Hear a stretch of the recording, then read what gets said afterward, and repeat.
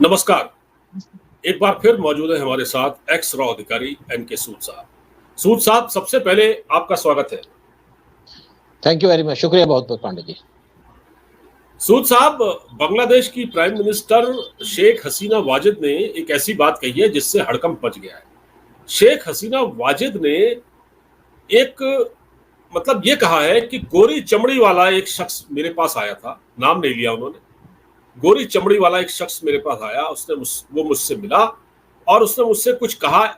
ये मतलब वो उसके पीछे मकसद ये था कि बांग्लादेश को तोड़ना, मतलब बांग्लादेश को मतलब बांग्लादेश के खिलाफ एक साजिश का वो हिस्सा था।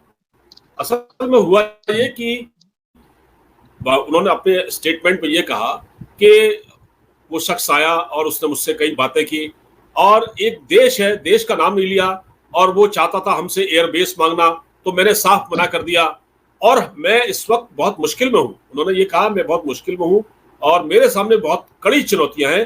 तो सूद साहब, ये इशारों इशारों में बात कही है लेकिन जानते सब हैं। आप बताइए, ये कौन सा वो गोरा था जो शेख हसीना से मिला और उनसे जो बातें कही उसके बाद उनको स्टेटमेंट जारी करना पड़ा? देखिए, बड़े इंपॉर्टेंट स्टेटमेंट है इनकी। देखा जाए तो बड़ी छुप छुप के स्टेटमेंट दिए उन्होंने। क्लाइंट से कहा नहीं कि क्या है, लेकिन सारे इंडिकेशन दे दी। कौन है जो बांग्लादेश को चाहता है कि बांग्लादेश वहां पे बेस बनाने दे? गोरी चमड़ी वाला इसलिए कहा कि चाइना तो है नहीं और कोई यूरोपियन है, और यूरोपियन में कौन हो सकता है? यूरोपियन में सिर्फ एक कंट्री है जो ऐसी बातें करेगी, ऐसा चाहती है। नेचुरली कोई सीआईए का आदमी होगा, बड़ा अफसर होगा सीआईए का, जो शेख हसीना से मिला। क्योंकि यूएस बांग्लादेश को टारगेट कर रहा था बहुत साल से, स्पेशली 2023 में बहुत टारगेट किया उसने। तभी जैसे मैंने पिछले वीडियो में बात की थी कि पीएम मोदी ने स्पेशली बांग्लादेश की प्राइम मिनिस्टर को G20 की समिट में बुलाया था, सितंबर में जो हुई थी, और उनकी मीटिंग कराई थी जो बाइडेन से, हाथ मिलाया था, उनकी बेटी भी साथ थी कि बांग्लादेश हमारा दोस्त है, बांग्लादेश यूजफुल है हमारे लिए, और इसको नाराज करना कहीं भी ठीक नहीं होगा। क्योंकि यूएस चाहता था कि शेख हसीना वहां की प्राइम मिनिस्टर ना बने, इलेक्शन जो होने थे लास्ट वहां पे, और वो चाहते थे बीएनपी की लीडर उसको वहां की प्राइम मिनिस्टर बनाना। उन्होंने कहा जो शेख हसीना है ये इस्लामिस्ट है। इंडिया ने कहा इस्लामिस्ट ये नहीं है, इस्लामिस्ट तो दूसरी लेडी है जो बीएनपी की लीडर है, ये भारत की दोस्त है।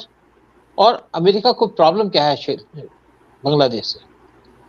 इंडिया ने बांग्लादेश को लिबरेट कराया था 1971 वार के अंदर, और शेख मुजीबुर रहमान उनके प्राइम मिनिस्टर बने थे, और उसके बाद उनका मर्डर कर दिया गया 4 साल के बाद 1975 में। और मर्डर करने के बाद शेख हसीना उस टाइम पे इंडिया से बाहर थी, ये बांग्लादेश से बाहर थी, इनकी बहन भी बाहर थी, और ये वहां पे पॉलिटिक्स में नजर नहीं आए। 2009 से शेख हसीना बांग्लादेश की प्राइम मिनिस्टर है और बड़ी मजबूती से अपने देश को आगे लेके जा रही है। और जब ये प्राइम मिनिस्टर बनी तो 2010 में जो चिटागोंग पोर्ट है वो चाइना को दे दिया डेवलपमेंट के लिए, क्योंकि इंडियन गवर्नमेंट की कोई रिस्पॉन्स नहीं आ रही थी। और जब पीएम मोदी पावर में है तो पीएम मोदी बांग्लादेश के अंदर विजिट किए थे मई जून 2015 के अंदर, वहां पे एग्रीमेंट किए, बहुत से एग्रीमेंट साइन किए इन्होंने। जब पीएम मोदी जा रहे थे तो बांग्लादेश के लोगों ने कहा कि आप हमको अपना छोटा भाई मत कहो, तो पीएम मोदी ने ये टर्म यूज नहीं की। उन्होंने कहा आप हमारे हम भाई हैं, दोस्त हैं हमारे, और हम आपके साथ खड़े हैं। बहुत से एग्रीमेंट साइन किए, साथ में बाउंड्री एग्रीमेंट साइन किया, जो पेपर के ऊपर बहुत सी लैंड बांग्लादेश को दी गई जबकि वो लैंड बांग्लादेश के पास थी। उसके बाद बांग्लादेश की फेंसिंग की गई, और उस विजिट के बाद बांग्लादेश के अंदर जो उनकी प्राइम मिनिस्टर है वो दोबारा पावर में आ गई थी, और अब तीसरी बार भी वो पावर में आ गई है। और जब तीसरा इलेक्शन होना था तो यूएस चाहता था कि वो पावर में ना आए, लेकिन इंडिया ने उनको सपोर्ट किया, शेख हसीना को सपोर्ट किया, और वो पावर में आ गई। और हमारा जो सबसे बड़ा बॉर्डर लगता है वो लगता है बांग्लादेश के साथ। 4075 किलोमीटर का बॉर्डर हमारे बांग्लादेश के साथ, और बांग्लादेश के 3 तरफ इंडिया है, एक तरफ है सी। जब पीएम मोदी गए तो उन्होंने चिटागोंग पोर्ट की बात की, तो शेख हसीना ने कहा कि आपके वारशिप भी आ सकते हैं, रिफ्यूलिंग के लिए आ सकते हैं। तो हमने चाइना को न्यूट्रलाइज कर दिया। साथ में उस टाइम पे बांग्लादेश के 3 और पोर्ट्स चिटागोंग के साथ, मोंगला पोर्ट, पायरा पोर्ट और मतवारी पोर्ट, ये भी चाइना डेवलपमेंट करने लगा था। तो शेख हसीना ने ये पोर्ट्स को चाइना से लेकर के इंडिया को दे दिया। तो एक पोर्ट तो इंडिया डेवलप कर रहा है, बाकी जो 2 पोर्ट है वो जापान डेवलप कर रहा है इंडिया की मदद से, यानी कि चाइना को हटा करके इंडिया को इंपॉर्टेंस दे दी वहां पे। और अब एक और पोर्ट है जहां पे यूएस अपनी एयरबेस बनाना चाहता है, शायद वो सेंट फ्रांसिस पोर्ट है, जो जिसका एरिया है 3 किलोमीटर का, 3 स्क्वायर किलोमीटर का, स्ट्रेटेजिकली इंपॉर्टेंट है, बे ऑफ बंगाल में पड़ता है, और यूएस चाहता है वहां से चाइना के नजदीक पड़ जाना। लेकिन बांग्लादेश ये पोर्ट कभी भी यूएस को देगा नहीं, क्योंकि उन्होंने शेख हसीना को धमकी दी थी कि अगर आप हमको पोर्ट दे दोगे तो आप रुक जाओगे, आपका भला होगा, नहीं दोगे तो आपके लिए मुश्किल हो जाएंगी। मुश्किलें यूएस इनके लिए खड़ी कर रहा है हमेशा से। लेकिन बांग्लादेश ना तो पोर्ट देना चाहता है यूएस को, ना इंडिया चाहेगा कि ये पोर्ट बांग्लादेश यूएस को दे। फ्यूचर में इंडिया के लिए भी दिक्कत हो सकती है, क्योंकि इंडिया नजदीक है और इंडिया की इंपॉर्टेंस है, इंडिया की सिग्निफिकेंस है यहाँ पे। तो इनका जो इशारा है शेख हसीना का क्रिश्चियन कंट्री का, वो है कुछ पोर्शन बांग्लादेश का, कुछ पोर्शन म्यांमार का। इन्होंने 2 कंट्री का रेफरेंस दिया, लेकिन मेरे हिसाब से 3 कंट्री पे यूएस कब्जा करना चाहता है, जहाँ पे क्रिश्चियनिटी लाना चाहता है। कुछ पोर्शन म्यांमार का, कुछ पोर्शन बांग्लादेश का, और कुछ पोर्शन इंडिया के नॉर्थ ईस्ट का। क्योंकि वैसे भी जो इंडिया के अंदर, जो नॉर्थ ईस्ट के अंदर जो कन्वर्शंस की गई थी इंडिपेंडेंस से पहले या इंडिपेंडेंस के बाद नेहरू के टाइम में, वो नॉर्थ ईस्ट के अंदर की गई थी सीआईए के द्वारा। और तभी यहाँ पे आज 75% जो पॉपुलेशन है नॉर्थ ईस्ट की, चाहे आप नागालैंड लगा लो, चाहे मणिपुर का कुछ पोर्शन लगा लो जहाँ पे कुकीज बैठे हैं, चाहे आप मिजोरम लगा लो, सारी की सारी कन्वर्शन की गई थी यूएस के द्वारा। अभी जो म्यांमार के अंदर प्रॉब्लम हुई थी कुकीज के द्वारा, जो क्रिश्चियन है, मैथिस के खिलाफ जो हिंदू है, उसके अंदर भी कुछ यूएस का हाथ था, कुछ चाइना का हाथ था, और कुछ जॉर्ज सोरोस का हाथ था। और अब इंडिया भी इसको क्लीज करना चाहता है, कुकीज को यहाँ से निकालना चाहता है। तो यूएस की जो प्लान है एक बड़ी डेंजरस प्लान है, इंडिया के लिए भी, म्यांमार के लिए भी, और साथ में बांग्लादेश के लिए भी। देखिए अब हम बात करते हैं म्यांमार की। म्यांमार का एक कैफू पोर्ट है जहां से चाइना, जिसको चाइना ने डेवलप किया, और वहां से चाइना अपना ऑयल लेके जाना चाहता है अपनी कंट्री के अंदर, या ले जा रहा है। और दूसरी तरफ वहाँ का स्वीटे पोर्ट है जिसको इंडिया ने डेवलप किया, और इंडिया इसी पोर्ट के थ्रू नॉर्थ ईस्ट की डेवलपमेंट करना चाहता है। यानी कि अगर कभी नॉर्थ ईस्ट ब्लॉक हो जाए तो स्वीटे पोर्ट को यूज किया जाए। और इवन बांग्लादेश के ट्रिप्स हैं, यहाँ से भी हमारी जो ट्रेड स्टार्ट हुई है नॉर्थ ईस्ट की, क्योंकि क्लोज पड़ती है, कम टाइम लगता है और कॉस्टली नहीं पड़ती। तो जो यूएस का डिजाइन है बांग्लादेश को डिस्टेबलाइज करने का, बांग्लादेश को डिस्टर्ब करने का, और क्रिश्चियनिटी फैलाने का, ये इनका पॉलिसी प्रोग्राम है। देखिए साउथ कोरिया के अंदर यूएस के मैरीन्स हैं, यूएस की बड़ी इंटरफेरेंस है वहाँ पे, यूएस उनके डिफेंस देखती है, और आधी पॉपुलेशन साउथ कोरिया की क्रिश्चियनिटी में कन्वर्ट हो गई, और आधी अभी तक ओरिजिनल उसमें है। दूसरी तरफ यूएस इनडायरेक्टली सपोर्ट करता है सोनिया गांधी को, क्योंकि सोनिया गांधी भी इंडिया के अंदर क्रिश्चियनिटी फैलाती है कांग्रेस पार्टी के थ्रू। जैसे आप पंजाब में देखते हैं क्रिश्चियनिटी फैल रही है, कैसे पंजाब के सिखों को क्रिश्चियनिटी में कन्वर्ट किया गया, और सिखिज्म को खत्म करने की बात चल रही है। और इसीलिए इंडिया डिस्टर्ब है कि इंडिया की जो ज्योग्राफी है या डेमोग्राफी है उसको चेंज करने की कोशिश कर रहा है सीआईए और यूएस। देखिए यूएस इंडिया का दोस्त है, लेकिन इंडिया का दुश्मन भी सबसे बड़ा यूएस है। आप देख लीजिए कैसे इशू निज्जर और पन्नू के इशू को लेकर के कैसे यूएस ने इंडिया को तंग किया। अब यूएस डिस्टर्ब है कि इंडिया के अंदर पीएम मोदी पावर में आ रहे हैं, अच्छी पावर में आ रहे हैं, और उसको भी, उनसे भी वो डिस्टर्बेंस है। एक तरफ यूएस इंडिया की मदद चाहता है, इंडिया की हेल्प चाहता है, दूसरी तरफ इंडिया को डिस्टर्ब करना चाहता है। हमने यूएस को बड़ी सपोर्ट दी है, सपोर्ट देंगे, और एश्योर कि अगर आप चाइना के खिलाफ कोई काम करोगे तो हम आपके साथ खड़े हैं। लेकिन अगर यूएस इंडिया के आसपास में बेस बनाएगा तो इंडिया के लिए डेंजर है। एक यूएस ने बेस बनाने की कोशिश की थी श्रीलंका के अंदर, हम और इंडिया ने उस टाइम पे उसको नेगेट कर दिया था, जब मिसेस इंदिरा गांधी का टाइम था, और उन्होंने वहाँ पे तामिल एलटीडी खड़ी करती थी आर.एन. काओ की मदद से, जो रॉ के चीफ थे। तो यूएस का हमेशा एक गलत डिजाइन रहा है। जब 1971 का वार हुआ था तो उसके बाद शेख मुजीबुर रहमान पावर में आए थे बांग्लादेश के अंदर, और आज उनकी बेटी वहां बैठी है, और एक इस रीजन पे भी यूएस उनसे खुंदक खाता है, उनसे नफरत करता है। क्योंकि यूएस, ये पाकिस्तान की डिफीट नहीं थी 1971 वार की, वो डिफीट थी यूएस की, जिसको इंडिया ने डिफीट किया इंदिरा गांधी के द्वारा। और मुजीबुर रहमान की पैदाइश हुई इंदिरा गांधी की वजह से बांग्लादेश के अंदर, और आज उनकी बेटी वह पावर में बैठी है। यूएस उनको डिस्टर्ब करना चाहता है। यूएस का अपना नेफेरियस इंटरेस्ट है, कोई नेशनल इंटरेस्ट नहीं है उसका, कोई प्रॉपर डिजाइन नहीं है। अगर आपने चाइना को काउंटर करना है तो प्रॉपर तरीके से काउंटर करो। बहुत सी बेसिस हाँ बना सकते हैं आप साउथ चाइना बिल्कुल सी के अंदर। फिर आपको बांग्लादेश की जरूरत क्यों पड़ी है? क्योंकि बांग्लादेश में अगर यूएस की बेस बनेगी तो इंडिया के लिए भी डेंजर होगा वो, क्योंकि यूएस कभी भी अपना पैंतरा बदल सकता है, कभी भी अपना स्टाइल चेंज कर सकता है। तो जो शेख हसीना इसी की तरीके। स्टेटमेंट है कि पे कन्वर्ट करना चाहता है या क्रिश्चियन कंट्री बनाना चाहता है बांग्लादेश को अलग करके, बिल्कुल ठीक बात है। हाँ, और उन्होंने उन्होंने ऐसे नाम बात लिया करने की है, उन्होंने शेख हसीना ने नाम लिया है कोई ईस्ट तिमूर जैसा कोई देश जो है, जो क्रिश्चियन कंट्री है, वो क्रिएट करना चाहता है। और वो हालांकि नाम तो नहीं लिया, लेकिन एक बात आप बिल्कुल ठीक कह रहे हैं, अमेरिका की पॉलिसी डिस्ट्रक्टिव है और एक एनार्की फैले पूरे वर्ल्ड में।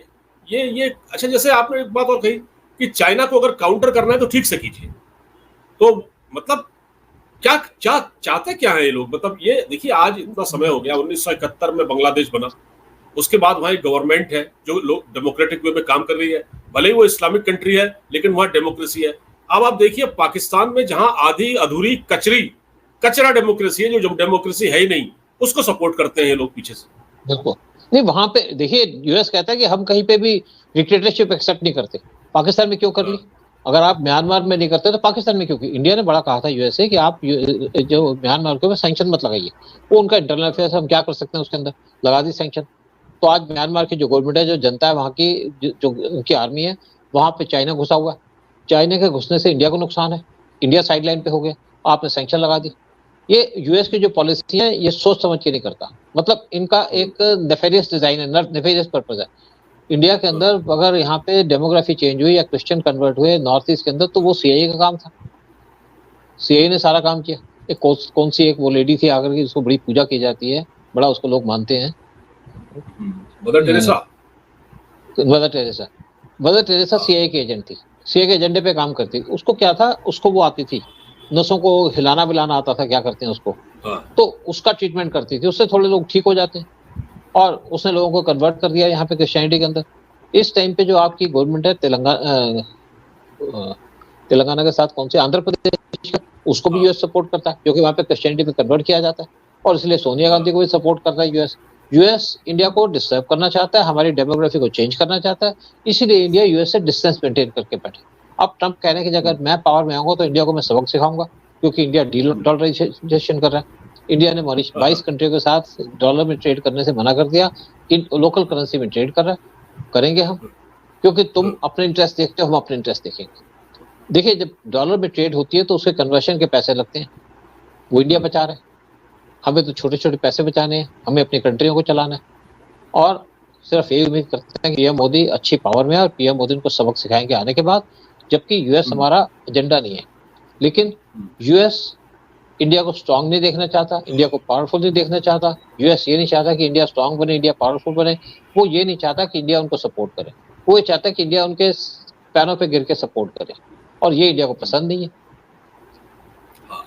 उनको ये लगता है कि अब पहले जैसी ही बात है, वो 71 के आसपास में पहले जैसी बात है। अब तो काफी टाइम बदल चुका है, उनको अब सोच लेना चाहिए, काफी कुछ बदल देखिए, चुका है। एक और बात है कि इंदिरा गांधी इनसे दबी नहीं। इंदिरा गांधी यूएस से नहीं दबी, इंदिरा गांधी को हटा दिया यूएस ने, यहाँ पे डिस्टर्बेंसेस क्रिएट करके, यहाँ पे जो अपोजिशन की पार्टीज को इकट्ठा करके उनको पैसा देके हटा दिया इंदिरा गांधी को।